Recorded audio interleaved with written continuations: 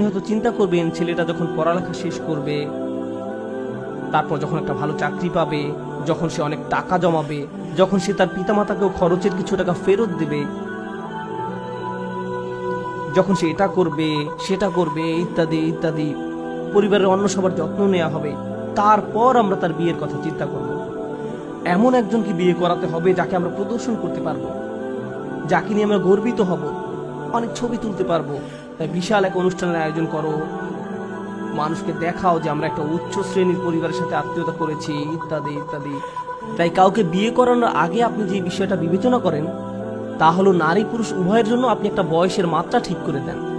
নারীদের ক্ষেত্রে একদম বিপরীত কাণ্ডটাই ঘটে। কোনো কোনো পরিবারে সে টিনেজ বয়সে পৌঁছার সাথে সাথে এমন ভাবা হয় আমাকে দ্রুত দায়িত্ব পালন থেকে বাঁচতে হবে, মনে হয় যেন এটা আপনার ঘরে একটা ব্যাধি, যত দ্রুত এর থেকে বাঁচা যায় ততই মঙ্গল।